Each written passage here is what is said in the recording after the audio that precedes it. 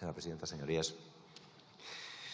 Señor ministro, le confesaré que resulta difícil no sucumbir a toda la lista de temas que uno podría querer sacar aquí en una comparecencia del ministro de Interior, porque no son pocos los litigios o conflictos que mantenemos vivos, que algunos vienen de atrás y que se perduran y se mantienen en el tiempo. Pero yo voy a intentar ceñirme a lo que han sido las dos solicitudes de comparecencia, específicamente y más concretamente en la que hemos hecho nosotros, en la que tiene que ver con la venta o la compra, en este caso, de armamento, de munición a Israel, y también a la que tiene que ver con migraciones. En lo que tiene que ver con migraciones, porque voy a ser más breve en esta, le voy a decir cosas muy sencillas y muy concretas.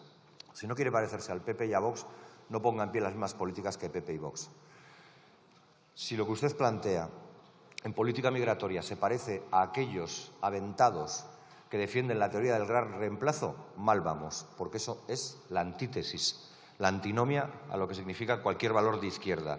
Y sé que lo que significa la izquierda no es materia de obligado cumplimiento para nadie de los que está aquí, y sé perfectamente que ni siquiera tienen por qué conocer la trayectoria, la dimensión y los valores de la izquierda, pero de manera muy sencilla, de manera casi analógica en estos tiempos digitales. Quédese con una frase. Como en los tapones de rosca, la izquierda libera y la derecha aprieta, oprime.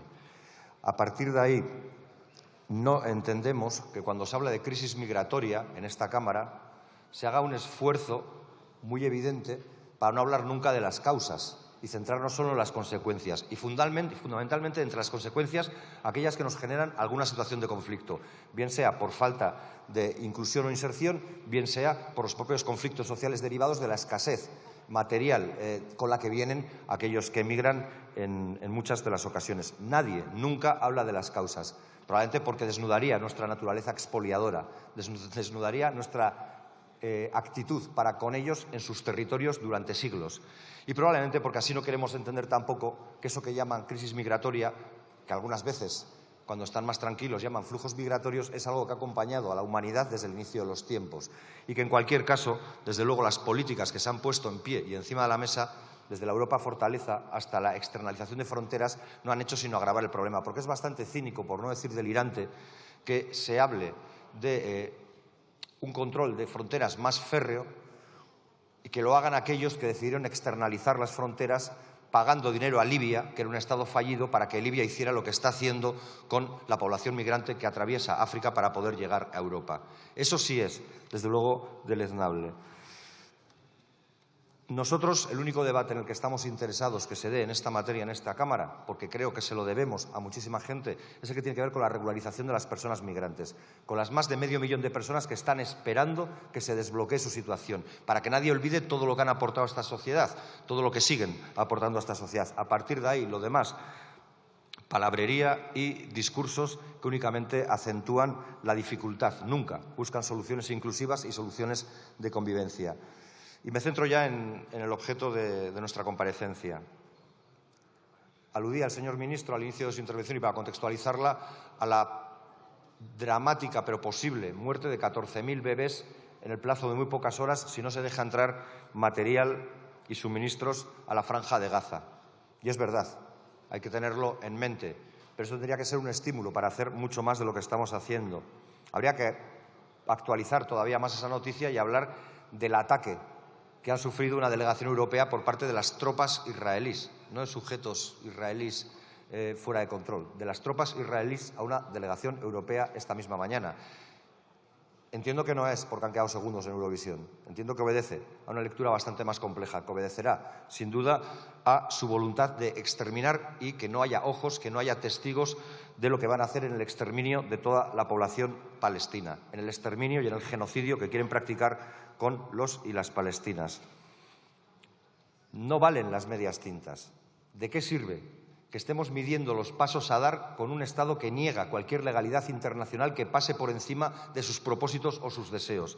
¿De qué sirve que estemos aquí apelando a la necesidad de no generar un daño al Estado en la búsqueda de consensos internacionales, la diplomacia y el diálogo con alguien que ha dicho que no la quiere? Que es que en boca de sus portavoces, de los portavoces del partido Netanyahu, están diciendo que hay que matar a todos los niños y las niñas palestinas, que esa es la única garantía que tienen de que su proyecto nunca más sea alterado o molestado. Y lo han dicho ellos, no pongo yo o en mi boca palabras que no son suyas, de los portavoces del partido del señor Netanyahu. Por lo tanto, esa es la realidad.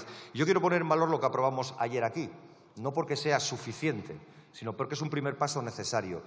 Y al final les pido que hagan un ejercicio de memoria muy fácil, porque es tan sencillo como acordarnos de lo que votamos ayer aquí. Y aquí, ayer, esta Cámara, con las fuerzas políticas que apoyan al Gobierno y que permiten que este Gobierno esté gobernando, decidieron votar un embargo total a Israel en lo relativo a la venta de armas o componentes electrónicos para la tecnología militar. Decidieron no comprar armas ni componentes tecnológicos de doble uso. Decidieron no ser base logística del territorio del Estado español para los traslados de armas, municiones o componentes para el uso militar hacia Israel. Y decidieron no cooperar ni en régimen de coproducción para hacerles más fuertes. Eso es lo que se votó en esta Cámara por mayoría, 180 votos, si mal no recuerdo. Esa fue la voluntad mayoritaria de este Congreso ayer. Y creo que en consonancia con lo que opina la inmensa mayoría de la sociedad vasca, y creo que no estaré muy equivocado si digo que de la mayoría de la sociedad del Estado español. Y es verdad que esa votación no fue unánime, porque el Partido Popular y Vox decidieron votar en contra y decidieron que el señor Netanyahu todavía tenía briznas de legitimidad suficientes como para brindarle su apoyo. Pero es que ayer también conocimos un informe del Ministerio de Economía que es altamente preocupante. Un informe que hablaba de una opinión desfavorable a lo que se iba a votar ayer, a esta proposición de ley. En ese informe decían cosas difíciles de comprender. Decía que el proyecto de ley que acabo de relatar no señalaba razones de interés general. Seguro, si el propio ministro acaba de hablar aquí de las 14.000 muertes de bebés que pueden darse en los próximos años, ¿eso no es un interés general? ¿Alguien está seguro de que eso no preocupa a la opinión pública vasca y a la opinión pública del Estado español en su conjunto, mucho más que determinadas tramas que están todo el día sacudiendo en los medios de comunicación? Decía que no creía que el mecanismo de control fuera insuficiente. ¿Está seguro que el mecanismo de control no es insuficiente cuando han tenido que ser el centro del AS, cuando han tenido que ser Olga Rodríguez y otras periodistas las que han puesto encima de la mesa los incumplimientos sistemáticos que el Gobierno del Estado español estaba llevando a cabo contra una propia decisión del Gobierno del Estado español tomada en octubre del 2024? ¿De verdad el Ministerio de Economía cree eso? Y decía más, decía, si se tuviese conocimiento o existiese riesgo de uso indebido de ese material. Claro, pues un material que es militar, supongo que su uso debido es emplearlo en estrategias militares. Luego esa no se va a dar nunca. No me imagino que alguien compre balas para regalarlas o lanzarlas al aire con la mano. Las comprará para percutirlas con algún arma. Y ese es el marco en el que estamos debatiendo hoy esto. Y nosotros le pedimos la comparecencia, señor ministro, porque para nosotros se había producido un hecho de gravedad. Y creo que todavía hoy, pese a sus explicaciones, el hecho sigue teniendo gravedad. Porque nosotros no tenemos la pretensión de dibujar un gobierno en crisis. Creo que hemos dado sobradas muestras de nuestra voluntad de que los señores de PP y Vox no alcancen el Gobierno, aunque sea por un mero instinto de supervivencia de nuestro pueblo, de nuestra sociedad.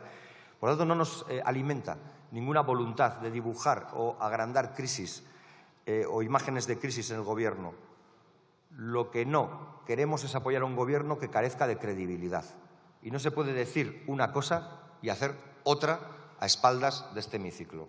No se puede declarar solemnemente en un anuncio gubernamental que se van a prohibir la venta y compra de ventas de armas y a la vez en el largo transitar por despachos y burocracias de los asuntos se sigan manteniendo esas líneas de negocio. Desde nuestro punto de vista, su ministerio, en la acción que le toca, hizo caso omiso de esa decisión que se tomó en octubre del 24. Porque desde octubre del 24 hasta abril del 25 transcurren meses y en esos meses suceden cosas. Y entre las cosas que suceden, aparte de los estudios y de los análisis sesudos que pudieran llevar a efecto para ver cuál era la manera de cumplir con ese anuncio, lo que sucedió es que se confirmó ese acuerdo. No se anuló, no se rechazó, se confirmó. Y si se confirmó, hubo una decisión política. Y esa decisión política contraviene el anuncio del Gobierno de octubre del 24 que decía que no. Y yo no entiendo qué dificultad hay en que la abogacía del Estado diga que hay que formalizarlo porque si no hay un daño a las arcas del Estado. Entiendo que nadie quiera generar un daño económico a las arcas del Estado. Lo entiendo, porque todo el mundo querrá poder lucir una buena gestión. Pero es que esto no es la primera vez que sucede.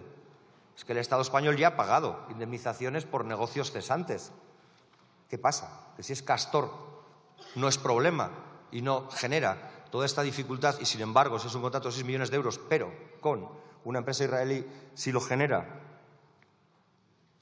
Por tanto, la pregunta fundamental es ¿por qué se hizo caso omiso? Si eso era una orden del Gobierno para todos sus ministerios, ¿por qué se hizo caso omiso? Y después de darle vueltas, que puedo creérmelas, y buscar fórmulas, que puedo entenderlas, se decide, porque la Abogacía del Estado señala que lo mejor es formalizar el acuerdo, y solo es rechazado por la acción y la protesta, primero lanzada en medios de comunicación por algunos periodistas y luego recogida por diferentes grupos parlamentarios que lo ponen como un elemento de primer orden o de exigencia para con el Gobierno, que, recuerdo, está gobernando porque tiene, entre otros, nuestros votos, como los de otras formaciones políticas. Ponga a trabajar a su gente para ver qué ha fallado en esa cadena de mando. No puede ser tan difícil. Y, además, no puede alegar falta de recursos. Parece que recursos para investigar hay. Si uno atiende a los medios de comunicación, uno descubre todos los días informes de la UCO, de investigaciones de la UCO sobre diferentes gentes, por cierto, del Gobierno, del partido mayoritario del Gobierno. Salvo que esas comunicaciones sean falsas y esos informes no existan, que tendría oportunidad de decirlo aquí, desde luego demuestran que hay gente dispuesta a investigar cosas.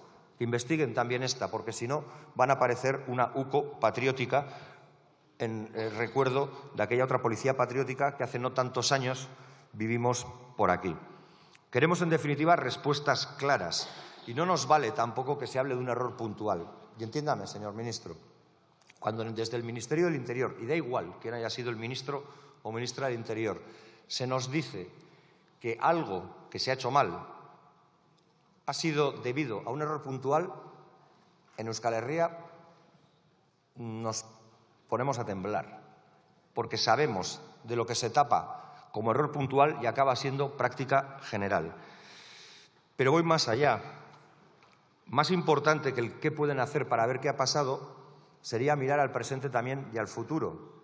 ¿Nos puede garantizar que esto no va a volver a ocurrir? ¿Nos puede garantizar que el anuncio hecho en octubre del 2024 se va a mantener a rajatabla y que eso supondrá la anulación o cierre de cualquier contrato que pudiera estar firmado previamente? Porque no tendrá el Ministerio más contratos en vigor con empresas armamentísticas o de seguridad israelí. ¿Nos lo puede asegurar que es así, que no hay más contratos en vigor? ¿Nos puede asegurar que no hay colaboración alguna en marcha a día de hoy entre las fuerzas y cuerpos de seguridad del Estado y las empresas israelíes? Yo creo que son tres preguntas que aclararían mucho y nos dibujarían también bastante cuál es el horizonte al que nos enfrentamos y quizás hacerlo, si es en un plano satisfactorio, de negación de todas estas posibilidades, la capacidad de colaborar para hacerlo mejor. Y lo queremos fundamentalmente porque desde que se hizo el anuncio de octubre del 2024 al que vuelvo a hacer referencia, según el Centro de las, que no parece que goce de poca credibilidad, teniendo en cuenta incluso quienes sostienen económicamente su labor, y hablo de instituciones públicas en Cataluña, se han producido 10 adjudicaciones y 10 formalizaciones, alguna en el Ministerio de Defensa, incluso y pese a la carta de la ministra de Defensa en sentido contrario.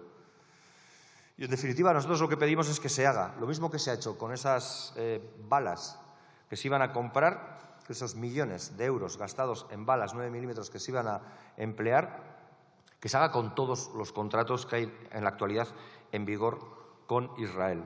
Que no haya lugar a que ninguno de los 41 contratos firmados desde octubre del 23 tenga visos de salir. Y por citarle alguno, le citaré los que preocupan más. Pues el del láser Lightning, el de los misiles Spike, el del programador Setter, el de los lanzacohetes Sealam, el de las torretas Mini Samson o el de los morteros Cardon. Todos esos todavía no han sido anulados. Todavía están en esa especie de latencia que permite que puedan ser anulados o que puedan finalmente formalizarse y llevarse a efecto. Por favor, sean sensatos y anúlenlos.